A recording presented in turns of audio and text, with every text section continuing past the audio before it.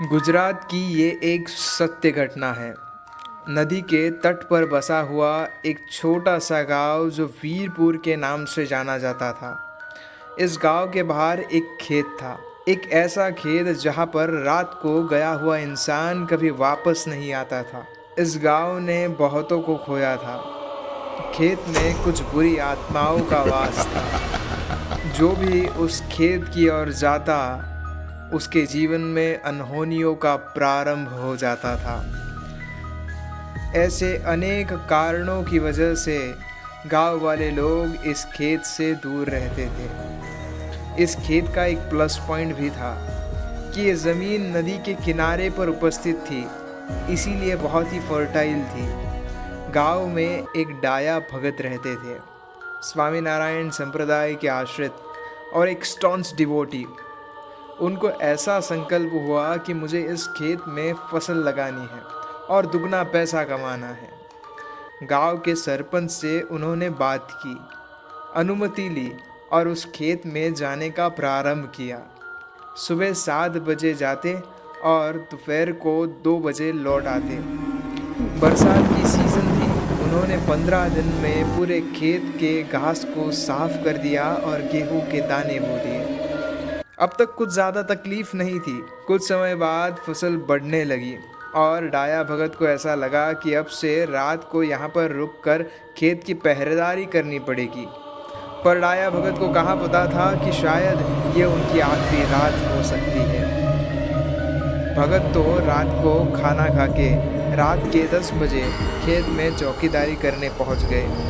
अमावस्या की काली रात थी, चारों ओर काला अंधकार था। भगत तो हाथ में लैंटर्न लिए खेत की ओर चल पड़े। हाथ में माला और मुख में जोर जोर से स्वामीनारायण बोलते हुए जाने लगे। मौसम शांत था, हवा का नामो निशान नहीं था। दूर कुत्तों के रोने की आवाज़ आ रही थी। जहाँ से गुजर रहे थे ऐसा लग रहा था कि जैसे हजारों लोग उन्हें घूर घूर कर देख रहे हो। जैसे जैसे वो खेत के नज़दीक आने लगे, मौसम और डरावना होने लगा। मौसम अपना रुख बदलने लगा। भगत तो खेत के अंदर गए। कुएं के बाजू में एक चारपाई थी, उसे बिछाकर भगत तो बैठ गए। हाथ में माला और मुख से भगवान के नाम का जप कर रहे थे। देखते ही देखते समय बीतने लगा। बराबर रात के 12 बजे का समय और शांत मौसम अचानक से भयंकर बन गया। हवाओं ने अपना रुख बदल दिया। आजू बाजू के खेतों से कुत्तों के रोने की आवाज़ें आने लगी। गाय भैंस सभी भयंकर आवाज़ें निकालने लगे, जाने कुछ डरावनी चीज़ ना देख ली हो। भगत तो आँख बंद करके माला कर रहे थे। ये शोर सुन के भगत ने आंखें खोली और उन्हें एक भयंकर डरावना दृश्य दिखाई दिया। और उस 35 भूतों की टोली उनकी ओर बढ़ रही थी। किसी का सर नहीं था तो किसी का हाथ पांव, किसी के मुंह से खून बह रहा था तो किसी की आंखों से।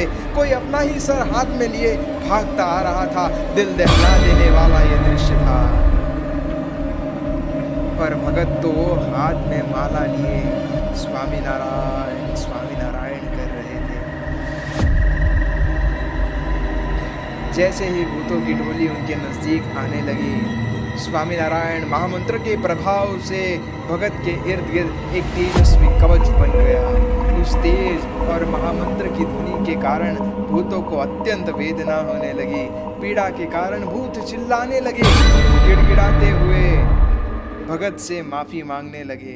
उन्हें कोई दिव्य पुरुष मान के उनसे मोक्ष की याचना करने लगे। भगत को दया आई और भगत ने उन्हें भगवान स्वामीनारायण के चरित्र सुनाए और उनसे कहा कि तुम रोज़ रात को मेरे पास बैठकर कथा श्रवण करो, भगवान स्वामीनारायण तुम्हारा उद्धार करेंगे। 1 महीने बाद वीरपुर में स्वामीनारायण भगवान के संतों का आगमन हुआ। संतों से विनती करके भगत उन्हें अपने खेत में लेके आए और संतों ने भूतों पर पानी छिड़का और पानी के स्पर्श से भूत दिव्य शरीर प्राप्त करके विमान में बैठ के भगवान के अक्षरधाम में जाने लगे।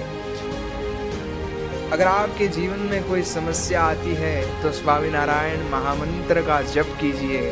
इस महामंत्र के प्रताप से आपके जीवन में आई हुई सारी समस्याएं दूर हो जाएगी।